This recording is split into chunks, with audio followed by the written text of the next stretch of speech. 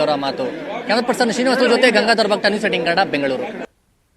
ಈಗ ಡಿಸೆಂಬರ್ 31ನೇ ತಾರೀಕು ಬಂದ್ಗೆ ಕರೆ ಕೊಟ್ಟಿದ್ದಾರೆ. ಸಂಘಟನೆಗಳಲ್ಲೇ ಈಗ ಬೆಂಬಲ ಇಲ್ಲ ಅನ್ನೋದು ಗೊತ್ತಾಗ್ತಾ ಇದೆ. ಭಿನ್ನಾಭಿಪ್ರಾಯ ಇರೋದು, ಬಂದ್ಗೆ ಬೆಂಬಲ ಇಲ್ಲ ಅಂತ ಕರವೇ ನಾರಾಯಣಗೌಡರು ಹೇಳ್ಕೊಂಡಿದ್ದಾರೆ. ಎಂಇಎಸ್ ವಿರುದ್ಧ ನಮ್ಮ ಹೋರಾಟ ಮುಂದುವರಿಯುತ್ತೆ, ಆದ್ರೆ 31ನೇ ತಾರೀಕು ಬಂದಿಗೆ ಕರೆ ಕೊಟ್ಟಿದ್ದಾರೆ, ಅದಕ್ಕೆ ನಾವು ಬೆಂಬಲ ಕೊಡೋದಿಲ್ಲ ಅಂತ ನಾರಾಯಣಗೌಡ ಹೇಳಿದ್ದಾರೆ. ನಾರಾಯಣಗೌಡರು ಅಷ್ಟೇ ಅಲ್ಲ, ಬಂದ್ಗೆ ಬೆಂಬಲ ಇಲ್ಲ ಅಂತ ಹೋಟೆಲ್ ಮಾಲೀಕರ ಸಂಘ ಕೂಡ ಹೇಳಿದೆ.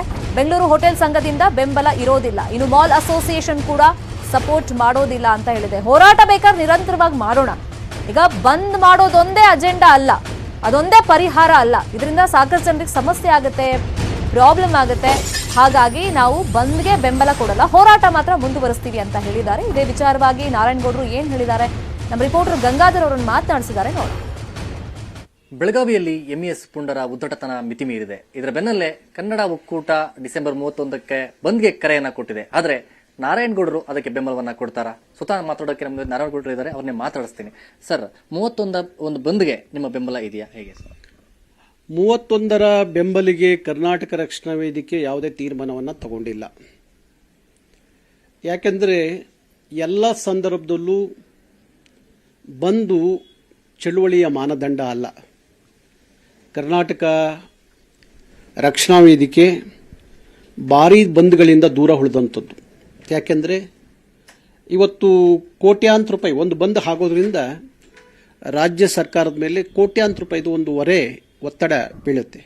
ಇದು ಒಂದು ಕಡೆ. ಆದರೆ ಬಂದನ್ನು ಮಾಡಬೇಕು ಅನ್ನುವಾಗ ಭಾರಿ ದೂರದೃಷ್ಟಿ ಇರಬೇಕು, ದೂರದ ಆಲೋಚನೆಗಳಿರಬೇಕು, ನಷ್ಟ ಕಷ್ಟಗಳ ಆಲೋಚನೆಗಳು ಇರಬೇಕು.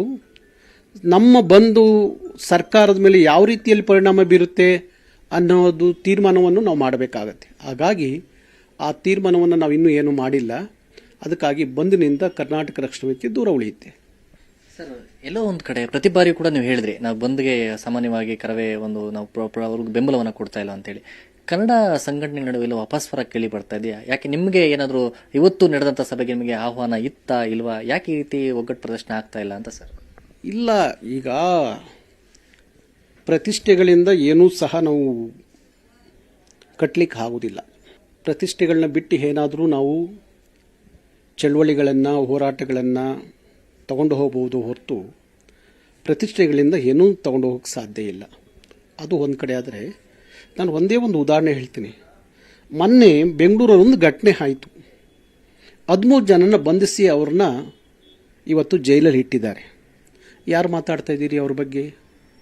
ಇವತ್ತು ನಾವು ಮೊನ್ನೆ ರೈತರು ಬೆಂಬಲಿಸಿ ಒಂದು ಪ್ರತಿಭಟನೆ ಮಾಡೋದು, 400 ಜನದ ಮೇಲೆ ಕೇಸ್ ಹಾಕಿರು. ಒಬ್ಬನಿಗೆ ಒಂದು ಕೇಸಿಗೆ ಬೇಲ್ ತಗೊಳ್ಳೋಕ್ಕೆ 3,000 ರೂಪಾಯಿ ಬೇಕು. 400 ಜನಕ್ಕೆ ಎಷ್ಟಾಯಿತು? ಲಕ್ಷಾಂತರ ರೂಪಾಯಿ ಆಯಿತು. ಯಾರು ಕೊಡ್ತಾರೆ? ಇದೆಲ್ಲ ನೋಡಬೇಕಲ್ಲ. ಇವೆಲ್ಲ ಹಾವಭಾವಗಳು, ಇವೆಲ್ಲ ಕಷ್ಟ ನಷ್ಟಗಳು ನೋಡಬೇಕಲ್ಲ. ಒಬ್ಬ ಚಳುವಳಿಗಾರನ, ಒಬ್ಬ ಅಮಾಯಕ ಹುಡುಗರನ್ನ ತಗೊಂಬಂದು ಬೀದಿಯಲ್ಲಿ ನಿಲ್ಲಿಸ್ಬಿಟ್ಟು ನಾವು ಪ್ರತಿಭಟನೆ ರೂಪದಲ್ಲಿ ನಿಲ್ಲಿಸಿ ಅವನ ಜೈಲು ಮತ್ತೊಂದು ಕಷ್ಟ ಅಂತ ಅನುಭವಿಸಿದಾಗ ಅದನ್ನು ನೋಡಬೇಕಲ್ಲ. ಹೀಗಾಗಿ ಚಳುವಳಿ ಮತ್ತೆ ಮಾಡೋದು, ಬಂದ್ ಕರೆ ಕೊಡೋದು, ಇನ್ನೊಂದು ಮಾಡೋದು ಬೇರೆ. ಆದರೆ ಚಳುವಳಿ ಮಾಡುವಂತ ರಕ್ಷಣೆ ಮಾಡೋದು ಭಾರಿ ಮುಖ್ಯ ಅನಿಸುತ್ತೆ. ಈಗ ಏನಂದ್ರೆ, ಈಗ ಈ ಒಂದು ಚಳುವಳಿ ಬರೀ ಬಂದ್ಗೆ ಮಾತ್ರ ಸೀಮಿತವಲ್ಲ, ಅದು ಮಾನದಂಡ ಅಲ್ಲ ಅಂತ ಹೇಳ್ತಾ ಇದ್ರಿ. ಹಾಗಾದ್ರೆ ಕರವೇ ನಾರಾಯಣಗೌಡರ ಒಂದು ಬಣ ಯಾವ ರೀತಿ ನೆಕ್ಸ್ಟ್ ರೂಪರೇಷೆ, ಒಂದು ಪ್ರತಿಭಟನೆ ರೂಪರೇಷೆ ಪ್ಲಾನ್ ಮಾಡ್ಕೊಂಡಿದ್ದೀರಿ ಅಂತ ಸರ್? ಕರ್ನಾಟಕ ರಕ್ಷಣಾ ವೇದಿಕೆ ನಾವು 2 ರೂಪದಲ್ಲಿ ಈ ಚಳುವಳಿಯನ್ನು ಮುಂದುವರಿಸಬೇಕು ಅಂತೇಳಿ ಅಂದ್ಕೊಂಡಿದ್ದೀವಿ. ಒಂದು, ರಾಜ್ಯ ಸರ್ಕಾರದ ಮೇಲೆ ಒತ್ತಡ ಹಾಕಲಿಕ್ಕೆ ಜಿಲ್ಲಾ ಕೇಂದ್ರದಲ್ಲಿ ಭಾರಿ ದೊಡ್ಡ ಪ್ರತಿಭಟನೆಗಳ ಮುಖಾಂತರ ರಾಜ್ಯ ಸರ್ಕಾರದ ಮೇಲೆ ಒತ್ತಡವನ್ನು ಹಾಕುವಂಥದ್ದು. 2, ರಾಜಭವನ ಇದೆ, ಕೇಂದ್ರದ ಮೇಲೆ ಒತ್ತಡವನ್ನು ಹಾಕಬೇಕಾಗಿದೆ ಈ ವಿಚಾರದಲ್ಲಿ. ಯಾಕೆಂದರೆ ಇವತ್ತು ಎಂಇಎಸ್ನ ನಿಷೇಧಿಸಬೇಕು ಅಂದಾಗ ಅದೊಂದು ಸಂಘಟನೆ ಅಲ್ಲ, ಅದೊಂದು ಪಕ್ಷ. ಅದನ್ನು ಕಾನೂನು ಅಡಿಯಲ್ಲಿ ನಾವು ತೀರ್ಮಾನ ತಗೋಬೇಕಾದ್ರೆ ಕಾನೂನು ಹಾವಭಾವಗಳನ್ನ ನೋಡಬೇಕಾಗತ್ತೆ, ಅದೊಂದು ತೀರ್ಮಾನ ಮಾಡಬೇಕಾದ್ರೆ. ಹಾಗೆ ಇವತ್ತು ಕೇಂದ್ರದ ಮೇಲೆ ಒತ್ತಡ ಹಾಕೋದ್ರಿಂದ ಮಹಾರಾಷ್ಟ್ರದಲ್ಲಿರುವಂಥ ಶಿವಸೈನ್ಯ ಮೇಲೆ ಏನಾದರೂ ಕ್ರಮ ತಗೋಬೇಕಾದ್ರೆ ಅದು ಕೇಂದ್ರ ಸರ್ಕಾರನೇ ತಗೋಬೇಕು, ಕರ್ನಾಟಕ ರಾಜ್ಯ ಸರ್ಕಾರ ತಗೊಳ್ಳಿಕ್ಕೆ ಬರೋದಿಲ್ಲ. ಹಾಗಾಗಿ ಕೇಂದ್ರದ ಮೇಲೆ ಒತ್ತಡ ಹಾಕಬೇಕು ಅನ್ನೋದಾದರೆ ರಾಜಭವನದ ಮೇಲೆ ಒತ್ತಡವನ್ನು ಹಾಕಬೇಕು. ರಾಜಭವನದ ಮೇಲೆ ಒತ್ತಡ ಹಾಕಬೇಕಾದ್ರೆ ರಾಜಭವನದ ವಿರುದ್ಧ ಭಾರಿ ದೊಡ್ಡ ಚಳುವಳಿಯನ್ನು ನಾವು ಹುಟ್ಟಾಕಬೇಕು.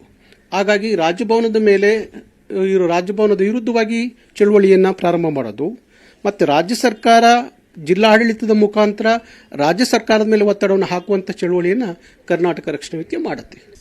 ಇದಿಷ್ಟು ನಾರಾಯಣಗೌಡರ ಮಾತು. ಕ್ಯಾಮರಾ ಪರ್ಸನ್ ಶ್ರೀನಿವಾಸುಲು ಜೊತೆ ಗಂಗಾಧರ್ ವಾಗ್ತಾ, ನ್ಯೂಸ್ 18 ಕನ್ನಡ, ಬೆಂಗಳೂರು. ಇನ್ನು ಬಂದ್ ವಿಚಾರ